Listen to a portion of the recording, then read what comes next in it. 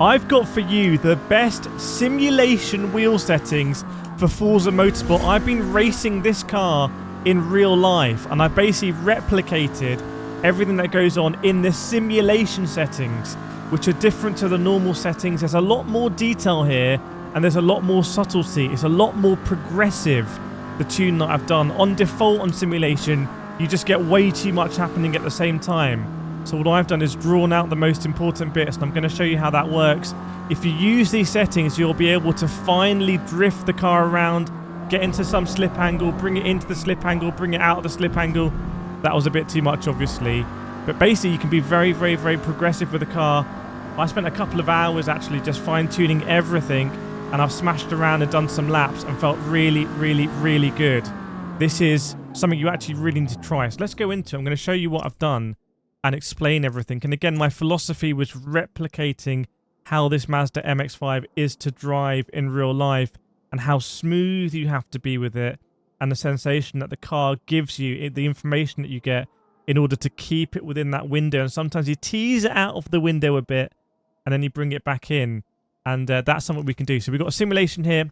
But again, if you use it on the defaults, you're just going to get way too much vibration and information coming the wheel. You won't be able to tell it apart. So here's what I've done here. Going to go to the advanced inputs.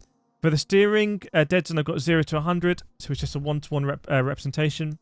For the throttle, I've got 0 to 100. So it's just one-to-one. On the brake, I've capped it at 85. So basically, it's easier for me to get to max brake in Forza than iRacing or AC or ACC. We've got the clutch settings here, which I don't use. I'm not using a clutch here, and the handbrake as well. Now, here's where it gets interesting. I've lowered the vibration scale compared to the normal settings because there's more information coming through, I feel, and I just want to have a bit more subtlety in terms of what I'm actually bringing out. And I've done the same with the force feedback. I've lowered the force feedback here from 200 to 150. Now, I've upped here the steering self-alignment in combination with the mechanical trail scale and the pneumatic trail scale. And that is, and I've spent a lot of time tweaking these settings, by the way. That just means I can drive the car like this very, very, very gently, and I can feel it come out and I can feel it come in, and it feels linear. It feels exactly how I've done it in real life when I've got on the power in the MX-5 a little bit too early. The pack comes around. That's okay. I can decide what I want to do. Do I want to ease off the throttle a little bit? Do I counter steer a little bit? I've got options because I know exactly what's going on. I also have that sensation if I'm turning in a little bit too early and the tyres are just not too happy about it, I can be right. I'm going to open up a little bit earlier. So these settings really work for that. Again, road feel scale didn't do much for me, so I've got that at 0. Load I've got at 75, and I've got the center spring scale at 150. I feel like this is a really important setting. I think it's a bit of a controversial one, but this really, for me, is the secret sauce of making the whole thing come together and feel like you're driving a Mazda MX-5 in real life. And I've got steering sensitivity at 50, linearity at 50. So I want to show you what that means in reality. And by the way, I recommend that you try out my normal settings and you try out these settings. And bear in mind, the normal settings are simpler. You'll get the judder when you're going out of the grip range of the tyres, and then it will smooth as you come back in. This is going to give you a lot more with slip angles. So I'll try and show you here as we go around. And by the way, please do subscribe if you enjoy these videos. I've seen so many subscribed after the last Forza video. It makes my day, honestly. So here we go, Lime Rock Park, a circuit that I've done a lot in the Mazdas in iRacing. And it's just a lot more progressive. If you've driven this car, you'll know that the back end actually does want to come around quite early. And I can feel a lot happening with there. There's a lot of camber going on. I can feel the car going light. I'm getting more of that in the simulation than I do in the normal. This is a great corner for this because as you go over the crest, you can really feel it, and then the car compresses again. And I can just sort of control that. Again, I'm just on the edge a little bit too much, but I'm able to control it, come out of it. So I've still got that judder, but I can also now feel that slip. So for that penultimate corner, we want to just get a bit of slip angle, not as much as I've been taking.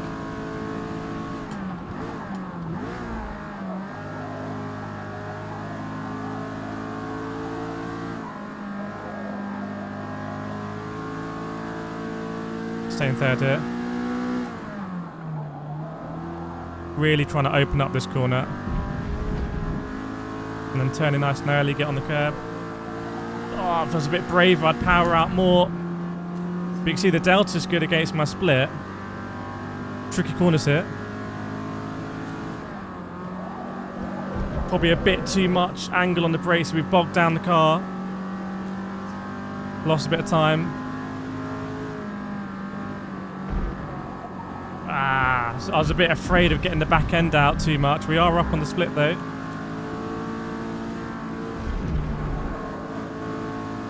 Probably there a little bit too inconsistent on the brake, but you can see just how I'm able to keep it in this groove. I mean, feel free to go around Lime Rock Park in this MX-5 and see what sort of times you're doing.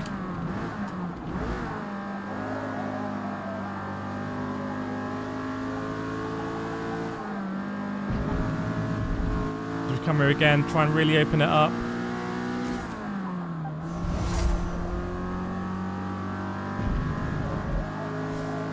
No, I haven't opened that up enough. Kept the revs up though. Delta's up. Let's keep round. You can see just how smooth we can be. Got to be smoother here though. There we go. Did you see that? Look how much more speed we carried through over the top. Oh, a bit of a wobble.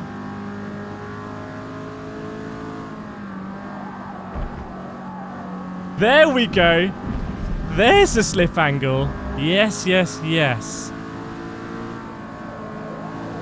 And again, these are the settings.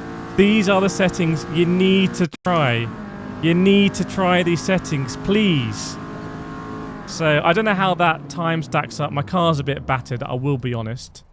By the way, if you want to see a Mazda MX-5 rolled in real life, have a look out for my real world racing video. But please try these settings. Let me know your comments and your feedback and your settings in the comments below as well. Please subscribe if it's helped you out. I really hope it does, because this is very enjoyable. I've done 32 laps here and I'm having a lot of fun. And yeah, good luck.